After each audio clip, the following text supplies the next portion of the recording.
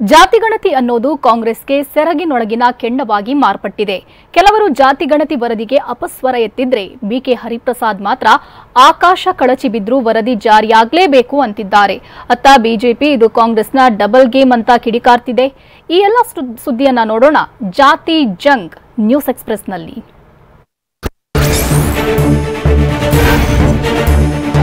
ಎರಡು 2013ರಲ್ಲೇ ಜಾತಿಗಣತಿ ವರದಿ ಸಿದ್ಧವಾಗಿತ್ತು. ಮೈತ್ರಿ ಸರ್ಕಾರದಲ್ಲಿ ಎಚ್ಡಿಕೆ ಸಿಎಂ ಆಗಿದ್ದಾಗಲೇ ಜಾತಿಗಣತಿ ಜಾರಿಯಾಗಬೇಕಿತ್ತು ಅಂತ ಸಚಿವ ಜಮೀರ್ ಅಹಮದ್ ಹೇಳಿದ್ದಾರೆ. ವಿಜಯಪುರದಲ್ಲಿ ಮಾತನಾಡಿದ ಅವರು, ಗುರುವಾರ ಕ್ಯಾಬಿನೆಟ್ ಮೀಟಿಂಗ್ನಲ್ಲೂ ಇದು ಪ್ರಸ್ತಾಪ ಆಗಬಹುದು ಅಂದ್ರು. 2013ರಲ್ಲಿ ಕಂಪ್ಲೀಟ್ ಆಗಿತ್ತು, 2018ರಲ್ಲಿ ಕಂಪ್ಲೀಟ್ ಆಗಿದ್ದು.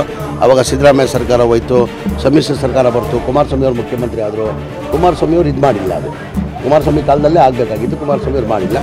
ಅದಾದಮೇಲೆ ಇವತ್ತು ನಾಳೆ ಕ್ಯಾಬಿನೆಟಲ್ಲಿ ತಂದು ನೋಡುವ ಏನಾಗ್ತದೆ. ಜಾತಿ ಗಣತಿ ಜಾರಿಗೆ ವಿರೋಧ ಇಲ್ಲ, ಆದರೆ ಜಾತಿ ಗಣತಿ ಸರಿಯಾಗಿಲ್ಲ ಅಂತ ಬೆಂಗಳೂರಿನಲ್ಲಿ ಕೈ ಶಾಸಕ ವಿನಯ್ ಕುಲಕರ್ಣಿ ಹೇಳಿದ್ದಾರೆ.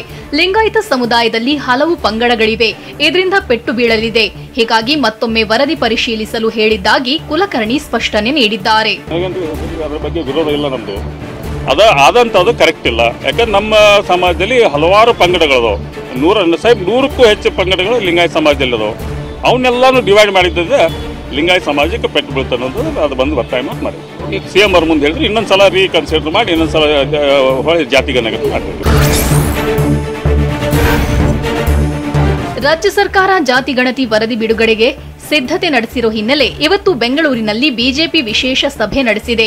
ಬಿಜೆಪಿ ಕಚೇರಿಯಲ್ಲಿ ನಡೆದ ಸಭೆಯಲ್ಲಿ ಪಕ್ಷದ ಪ್ರಮುಖ ನಾಯಕರು ಸೇರಿ 120ಕ್ಕೂ ಹೆಚ್ಚು ಎಸ್ಸಿ, ಎಸ್ಟಿ, ಒಬಿಸಿ ಮುಖಂಡರು ಪಾಲ್ಗೊಂಡಿದ್ರು.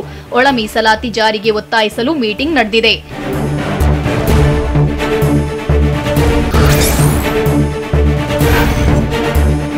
ಜಾತಿ ಜನಗಣತಿ ವರದಿ ವಿಚಾರದಲ್ಲಿ ಕಾಂಗ್ರೆಸ್ ಡಬಲ್ ಗೇಮ್ ಆಡ್ತಿದೆ. ವರದಿ ವೈಜ್ಞಾನಿಕವಾಗಿ ಎಲ್ಲರಿಗೂ ನ್ಯಾಯ ಸಿಗಬೇಕು.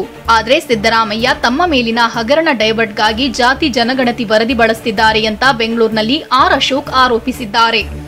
ಈಗ ಯಾಕೆ ಮಾಡ್ತಾ ಇದ್ದಾರೆ ಅಂದ್ರೆ, ಮೂಡ ಕೇಸು ಇವತ್ತು ಕರ್ನಾಟಕ ರಾಜ್ಯದಲ್ಲೇನು ಇಡೀ ದೇಶದಲ್ಲೇ ಚರ್ಚೆ ಆಗ್ತಾ ಇರ್ತಕ್ಕಂಥ ವಿಚಾರ. ಈಗಾಗಲೇ ಕೋರ್ಟ್ಗಳು ಕೂಡ ತೀರ್ಪನ್ನ ಕೊಟ್ಟಿದೆ ತನಿಖೆ ಬಗ್ಗೆ. ಇದನ್ನ ಒಂದು ರೀತಿ ಮರೆಮಾಚಬೇಕು ಅನ್ನೋ ದೃಷ್ಟಿಯಿಂದ ಅವರ ಬೆಂಬಲಿಗರು ಈ ಐಡಿಯಾ ಕೊಟ್ಟಿದ್ದಾರೆ. ಹಿಂದೆ ನೀವೇ ಅಧಿಕಾರದಲ್ಲಿದ್ದಾಗ ಜಾತಿ ಗಣತಿ ವರದಿ ಯಾಕೆ ಬಿಡುಗಡೆ ಮಾಡಿಲ್ಲ? ಕುರ್ಚಿಯಲ್ಲಿ ಜಾಸ್ತಿ ದಿನ ಇರಲ್ಲ, ಹೀಗಾಗಿ ಬ್ರಹ್ಮಾಸ್ತ್ರ ಪ್ರಯೋಗಕ್ಕೆ ಮುಂದಾಗಿದ್ದಾರೆ. ಕಟ್ಟ ಕಡೆಯ ವ್ಯಕ್ತಿಗೂ ನ್ಯಾಯ ಸಿಗಬೇಕೆಂಬುದು ಬಿಜೆಪಿ ನಿಲುವು ಅಂತ ಬೆಂಗಳೂರಿನಲ್ಲಿ ಬಿಜೆಪಿ ರಾಜ್ಯಾಧ್ಯಕ್ಷ ವಿಜಯೇಂದ್ರ ಹೇಳಿದ್ದಾರೆ. ಜಾತಿ ಗಣಿತ ಬಗ್ಗೆ ಇವತ್ತು ನಾವೇನು ಚರ್ಚೆ ಮಾಡಿಲ್ಲ, ಇದ್ರ ಬಗ್ಗೆ ನಮಗೆ ಸ್ಪಷ್ಟತೆ ಇದೆ. ಇವತ್ತು ಸಿದ್ದರಾಮಯ್ಯನವರು ಆತುರವಾಗಿ ರಾಜಕೀಯ ಬೇಳೆ ಬೇಯಿಸ್ಕೊಳ್ಳೋದಕ್ಕೋ ತಮ್ಮ ಸ್ಥಾನವನ್ನ ಸುಭದ್ರ ಮಾಡ್ಕೊಳ್ಳೋದಕ್ಕೋ ಅಥವಾ ಭ್ರಷ್ಟಾಚಾರದಿಂದ ವಿಷಯಾಂತರ ಮಾಡೋದಕ್ಕೋ ಏನು ತರಾತುರಿಯರು ಸಿದ್ದರಾಮಯ್ಯನವರೇನಿದ್ದಾರೆ, ಇದು ಅವೈಜ್ಞಾನಿಕವಾಗಿರ್ತಕ್ಕಂಥ ವರದಿ ಅನ್ನೋದನ್ನ ಕಾಂಗ್ರೆಸ್ ಪಕ್ಷದ ಮುಖಂಡರು ಹೇಳ್ತಾ ಇದ್ದಾರೆ. ನಾವು ಹೇಳೋದು ದೂರದ ಮಾತು. ಅಕ್ಟೋಬರ್ 18ರಂದು ನಡೆಯೋ ಸಂಪುಟ ಸಭೆಯಲ್ಲಿ ಜಾತಿ ಗಣತಿ ವರದಿ ಜಾರಿ ಬಗ್ಗೆ ಪರ ವಿರೋಧ ವ್ಯಕ್ತವಾಗುವುದು ಸಹಜ. ಅಧಿಕಾರ ಶಾಶ್ವತ ಅಲ್ಲ, ಆಕಾಶ ಕಳಚಿ ಬಿದ್ರೂ ಜಾತಿ ಗಣತಿ ವರದಿ ಜಾರಿಯಾಗ್ಲಿ ಅಂತ ಬೆಂಗಳೂರಲ್ಲಿ ಕೈ ಎಂಎಲ್ಸಿ ಬಿಕೆ ಹರಿಪ್ರಸಾದ್ ಹೇಳಿದ್ದಾರೆ. ಚರ್ಚೆ ಯಾವ ರೀತಿ ಆಗುತ್ತೆ ನೋಡೋಣ. ಕ್ಯಾಬಿನೆಟ್ ಅಲ್ಲಿ ವಿರೋಧ ಪರ ಎಲ್ಲ ಬರುತ್ತೆ. ಕ್ಯಾಬಿನೆಟ್ ಅಲ್ಲಿ ಏನ್ ಚರ್ಚೆ ಆಗುತ್ತೆ ಅಂತ ವಿಚಾರ ಹೊರಗಡೆ ಬರೋದಿಲ್ಲ. ಈಗಲೂ ಮೊದಲು ನಾನು ಹೇಳಿದ್ದೀನಿ, ಇವತ್ತು ಹೇಳ್ತೀನಿ, ನಾಳೆ ಹೇಳ್ತೀನಿ.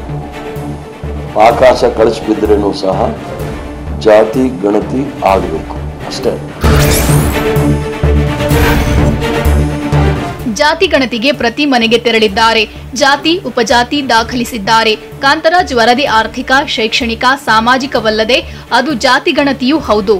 ಡಿಲೇ ಮಾಡದೆ ವರದಿ ಜಾರಿಯಾಗಲಿ ಅಂತ ಬೆಂಗಳೂರಿನಲ್ಲಿ ಮಾಜಿ ಸ್ಪೀಕರ್ ಕೆಬಿ ಕೋಳಿವಾಡ ಹೇಳಿದ್ದಾರೆ. ಪ್ರತಿಯೊಂದು ಮನೆಗೂ ಹೋಗಿದ್ದಾರೆ, ಪ್ರತಿಯೊಂದು ಮನೆಯ ಜನಸಂಖ್ಯೆಯನ್ನು ಕೇಳಿದ್ದಾರೆ, ಹೆಣ್ಣು ಗಂಡು ಕೇಳಿದ್ದಾರೆ, ಶಿಕ್ಷಣವನ್ನು ಕೇಳಿದ್ದಾರೆ, ಆರ್ಥಿಕ ಪರಿಸ್ಥಿತಿಯನ್ನು ನೋಡಿದ್ದಾರೆ.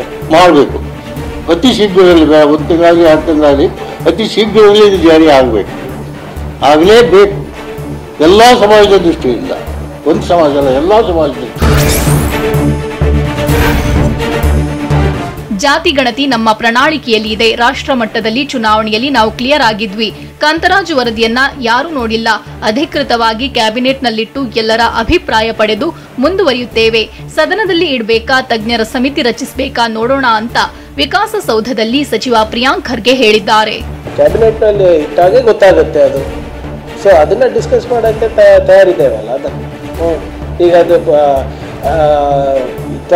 ಆ ವಿಧಾನಗಳು ತಪ್ಪಾಗಿದ್ರೆ ಹೇಗೆ ತಪ್ಪಾಗಿದೆ ಅಂತ ನಾವು ಡಿಫೆಂಡ್ ಮಾಡ್ಕೋಬೇಕಲ್ಲ. ಇದು ಹಿಂಗೆ ಅದೇನಾದ್ರೂ ವೈಜ್ಞಾನಿಕವಾಗಿ ಹೌದಪ್ಪ ನಿಜವಾಗ್ಲೂ ತಪ್ಪಾಗಿದ್ರೆ ದೆನ್ ವಿ ವಿಲ್ ಸಿ.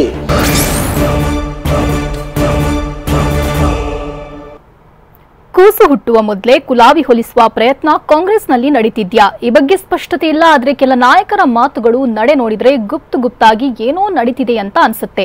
ಇದರ ಮಧ್ಯೆ ಕೆಬಿ ಕೋಳಿವಾಡ ಸಿಎಂ ರಾಜೀನಾಮೆ ಬಗ್ಗೆ ಪುನರುಚ್ಚರಿಸಿದ್ದಾರೆ. ಸಿಎಂ ರಾಜೀನಾಮೆ ಕೊಡಲೇಬೇಕು ಅಂತ ಬಿಜೆಪಿ ಭವಿಷ್ಯ ನುಡಿದಿದೆ.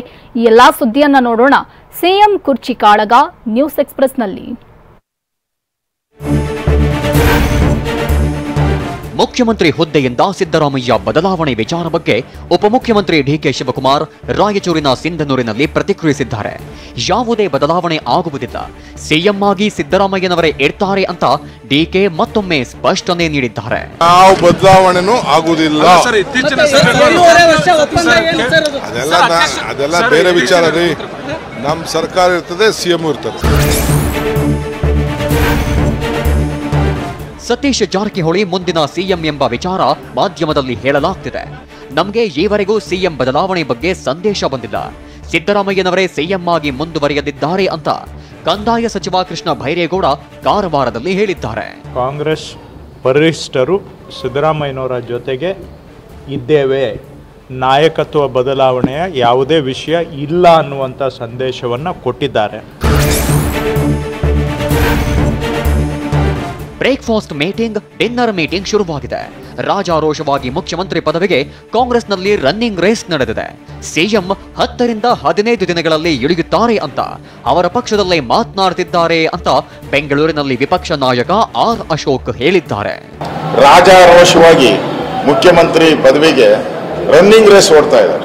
ಈಗ ನಿಮ್ ಬೆಂಬಲಿಗರೆ 100 ಮೀಟರ್ಸ್ ರನ್ನಿಂಗ್ ರೇಸ್, ಯಾರು ಮೊದಲು ಅಂತೇಳಿ. 5 ವರ್ಷ ಸಿದ್ದರಾಮಯ್ಯ ಸಿಎಂ ಅಂತ ಸೋನಿಯಾ, ರಾಹುಲ್ ಗಾಂಧಿ ಹಾಗೂ ಖರ್ಗೆ ಹೇಳಿದ್ದಾರೆ. ಸಿಎಂ ಕುರ್ಚಿಯಲ್ಲಿ ಟಗರು ಕುಂತವರೇ ಟಗರನ್ನ ಇಳಿಸುವುದು ಅಷ್ಟು ಸುಲಭನಾ, ಸಾಧ್ಯನಾ? ಟಗರಿಗೆ ಅಲ್ಲಾಡಿಸಲು ಸಾಧ್ಯನಾ ಅಂತ ವಿಜಯಪುರದಲ್ಲಿ ಸಚಿವ ಜಮೀರ್ ಅಹಮದ್ ಪ್ರಶ್ನಿಸಿದ್ದಾರೆ. ಕುರ್ಚಿ ಖಾಲಿ ಇಲ್ಲ, ಆ ಕುರ್ಚಿಯಲ್ಲಿ ಟಗರ್ ಕೂತವ್ರೆ.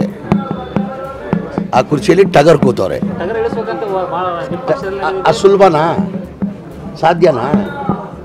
ಅಸಾಧ್ಯನಾ? ಟಗರ್ಗೆ ಅಲ್ಲಾಡ್ಸಕ್ಕೆ ಸಾಧ್ಯನಾ ಅದು?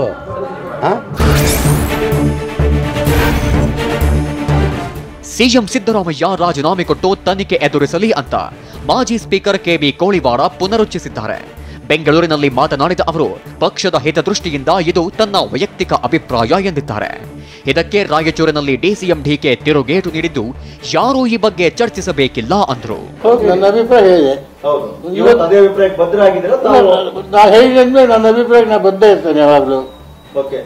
ಮುಖ್ಯಮಂತ್ರಿಗಳ ರಾಜೀನಾಮೆ ಹೇಳಿಕೆ ಈಗಲೂ ಬದ್ಧ ತಾವು? ಅಲ್ಲ, ಯಾವಾಗಲೂ ನಾನು ಒಮ್ಮೆ ಅದು ಬದಲಾವಣೆ ಆಗಕ್ಕಾಗುತ್ತಾ? ಬದಲಾವಣೆ ಅಲ್ಲ, ನನ್ನ ಅಭಿಪ್ರಾಯ ನಾನು ಹೇಳಿದ್ದೀನಿ, ನನ್ನ ವೈಯಕ್ತಿಕ ಅಭಿಪ್ರಾಯ, in the interest of the party. ಯಾವ ಕಾಂಗ್ರೆಸ್ ಅವರು ಯಾರು ಇದನ್ನ ಚರ್ಚೆ ಮಾಡೋದು ಅವಶ್ಯಕತೆ ಇಲ್ಲ. ಯಾವ ಮೀಟಿಂಗ್ಗಳು ನೀವು ಯಾರು ಬೆಂಬಲಿಸೋದ್ರ ಅವಶ್ಯಕತೆ ಇಲ್ಲ. ಮುಖ್ಯಮಂತ್ರಿಗಳಿಗೆ ಯಾವುದು ಸಂಬಂಧ ಇಲ್ಲ. ಕಾನೂನು ಏನಿದೆ, ತನಿಖೆ ಏನಿದೆ ನಡೀತಾ ಇದೆ. ಆಮೇಲೆ ನೋಡೋಣ. ಈಗ ಯಾಕೆ ಸುಮ್ಮನೆ ಅದನ್ನ ಮಿಕ್ಕಿ ಚರ್ಚೆ ಮಾಡ್ಕೊಳ್ಳೋದು? ಅದಕ್ಕೂ ಇದಕ್ಕೂ ಸಂಬಂಧ ಇಲ್ಲ. ಕಾಂಗ್ರೆಸ್ ಸರ್ಕಾರ ರಾಜ್ಯದಲ್ಲಿ ದುರಾಡಳಿತ, ಭ್ರಷ್ಟಾಚಾರ ಮಾಡಿದೆ. ಸಿದ್ದರಾಮಯ್ಯ ಇವತ್ತಿಲ್ಲ ನಾಳೆ ರಾಜೀನಾಮೆ ಕೊಡಲೇಬೇಕು. ಕಾಂಗ್ರೆಸ್ನಲ್ಲೇ 8 ಜನ ಸಿಎಂ ಆಗಲು ರೆಡಿಯಾಗಿದ್ದಾರೆ. ಅವರ ಪಾರ್ಟಿಯವರೇ ಅವರನ್ನ ಇಳಿಸ್ತಾರೆ ಅಂತ ಸಂಸದ ಜಗದೀಶ್ ಶೆಟ್ಟರ್ ಬೆಳಗಾವಿಯಲ್ಲಿ ಹೇಳಿದ್ದಾರೆ. ಕೊಡ್ಲೇಬೇಕು, ಇವತ್ತಿಲ್ಲ ನಾಳೆ ಕೊಡ್ಲೇಬೇಕು. ಇದು ಅವರ ನೈತಿಕತೆ ಪ್ರಶ್ನೆ ಅದ, ಕಾಂಗ್ರೆಸ್ ಪಾರ್ಟಿಯ ನೈತಿಕತೆ ಪ್ರಶ್ನೆ ಅದ. ದಲಿತ ಸಿಎಂ ಚರ್ಚೆ ಕುರಿತಂತೆ ಬೆಂಗಳೂರಿನಲ್ಲಿ ಸಚಿವ ಪರಮೇಶ್ವರ ಪ್ರತಿಕ್ರಿಯಿಸಿದ್ದಾರೆ. ಬೆಂಗಳೂರಿನಲ್ಲಿ ಮಾತನಾಡಿದ ಅವರು, ಚಾಯ್ ಪೇ ಚರ್ಚೆ ಹಾಗೆ ಕಾಫಿ ಪೇ ಚರ್ಚೆ ಆಗ್ಬೇಕಲ್ಲ. ನಾವು ಎಲ್ಲೋ ಕುಳಿತು ಚರ್ಚೆ ಮಾಡಿದ್ರೆ ಏನೂ ಆಗಲ್ಲ. ಹೊಸ ಸಿಎಂ ಬಗ್ಗೆ ಹೈಕಮಾಂಡ್ ನಿರ್ಧಾರ ತೆಗೆದುಕೊಳ್ಳುತ್ತೆ ಎಂದಿದ್ದಾರೆ.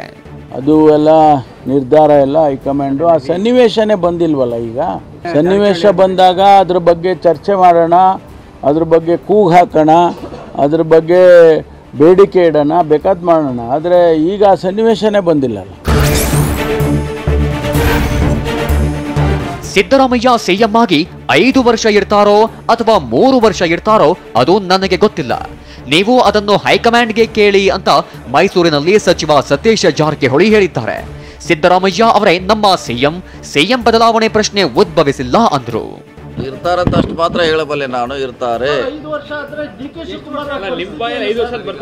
ಇಲ್ಲ ಅದನ್ನೇನ ನೋಡಿ ನೀವು ಡಿ ಕೆ ಶಿವಕುಮಾರ್ ಅದನ್ನು ಏನು ನಮ್ಮನಿಗೇನು ಹೈಕಮಾಂಡ್ ಕೂಡಿಸಿ ಏನು ಚರ್ಚೆ ಮಾಡಿಲ್ಲ.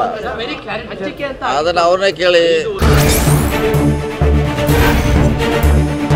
ದಸರಾ ಬಳಿಕ ಸಿಎಂ ರಾಜೀನಾಮೆ ಅಂತ ಹೇಳಿದ್ದ ಬಿಜೆಪಿ ರಾಜ್ಯಾಧ್ಯಕ್ಷ ಬಿವೈವಿಗೆ ರಾಯಚೂರಿನ ಸಿಂಧನೂರಿನಲ್ಲಿ ಸಚಿವ ಶಿವರಾಜ ತಂಗಡಿಗೆ ತಿರುಗೇಟು ನೀಡಿದ್ರೆ, ಅತ್ತ ಚಿತ್ರದುರ್ಗದಲ್ಲಿ ಸಿದ್ದರಾಮಯ್ಯ 5 ವರ್ಷ ಸಿಎಂ ಅಂತ ಸಚಿವ ರಾಮಲಿಂಗಾರೆಡ್ಡಿ ಹೇಳಿದ್ದಾರೆ. ಮುಖ್ಯಮಂತ್ರಿಗಳ ಮೂಡೋದ ಬಗ್ಗೆ ಏನಿದೆ, ಏನ್ ಸಾಕ್ಷಿ ಇದೆ? ಆಗ್ಲಿ ತನಿಖೆ ಕೊಟ್ಟಿದ್ದಾರಲ್ಲ ಕೋರ್ಟು. ನಾವು ಕಾನೂನನ್ನು ಗೌರವಿಸ್ತೀವಿ, ಕಾನೂನನ್ನು ಯಾವಾಗಲೂ ಪ್ರೀತಿಸ್ತೀವಿ. ಆಗ್ಲಿ ಅದಕ್ಕೆ ಯಾಕೆ ರಾಜೀನಾಮೆ ಕೊಡಬೇಕು? 5 ವರ್ಷ ಇರ್ತಾರೆ ಅಂತ ಅವರೇ ಹೇಳಿದ್ದಾರೆ. ನಾನು ಹೇಳ್ತೀನಿ, ಅವರು ಹೇಳಿದ್ದಾರೆ, ಎಲ್ಲರೂ ಹೇಳ್ತೀವಿ. ಶಾಸಕಾಂಗ ಪಕ್ಷ ಎಲ್ಲರೂ ಹೇಳ್ತಾರೆ, ಎಲ್ಲ ಸಚಿವರು ಹೇಳ್ತಾರೆ, ಕಾಂಗ್ರೆಸ್ ಪಕ್ಷನೂ ಹೇಳುತ್ತೆ, ಅವರೇ ಹೇಳ್ತಾರೆ. ಹರಿಯಾಣ ಮತ್ತು ಜಮ್ಮು ಕಾಶ್ಮೀರ ವಿಧಾನಸಭಾ ಫಲಿತಾಂಶ ಹೊರಬಿದ್ದಿದೆ. ಈ ಕುರಿತ ಸುದ್ದಿಯನ್ನ ನೋಡೋಣ. ಕೈ ಕಮಲ 50-50 ನ್ಯೂಸ್ ಎಕ್ಸ್‌ಪ್ರೆಸ್‌ನಲ್ಲಿ.